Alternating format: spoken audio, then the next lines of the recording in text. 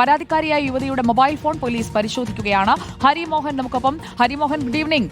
ഈ കേസിൽ ഡിജിറ്റൽ തെളിവുകളാണ് ഏറ്റവും പ്രധാനപ്പെട്ടത്. ഇപ്പോൾ രാഹുൽ മാങ്കൂട്ടത്തിൽ ആദ്യം മുതൽ തന്നെ പറഞ്ഞുകൊണ്ടിരുന്നത് തന്റെ കയ്യിൽ തെളിവുകളുണ്ട്, ഈ പെൺകുട്ടിയാണ് ആദ്യം തന്നെ കോൺടാക്ട് ചെയ്തത് എന്നത് മുതൽ ഈ ഗർഭചിത്രം വരെയുള്ള കാര്യങ്ങളിൽ ഇപ്പോൾ യുവതി പുറത്തുവിട്ട വിവരങ്ങളാണ് മാധ്യമങ്ങളിലൂടെ പുറത്തു വന്നതെങ്കിൽ രാഹുലിന്റെ പക്കലുള്ള തെളിവുകൾ അതിപ്പോൾ കൈമാറിയിരിക്കുകയാണ്.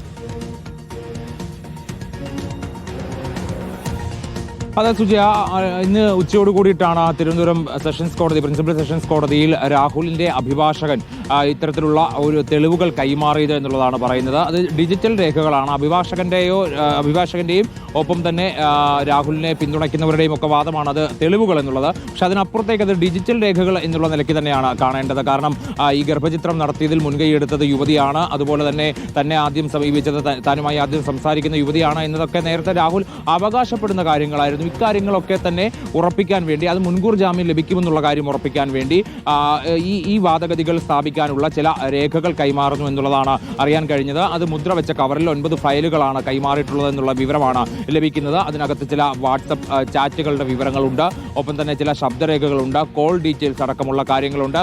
ഇവയൊക്കെ തന്നെ നേരത്തെ തന്നെ അഭിഭാഷകർക്ക് രാഹുൽ കൈമാറിയിരുന്നു എന്ന് വേണം നമുക്ക് മനസ്സിലാക്കാൻ കഴിയുന്ന, അല്ലെങ്കിൽ അങ്ങനെ വേണം നമുക്ക് മനസ്സിലാക്കാൻ.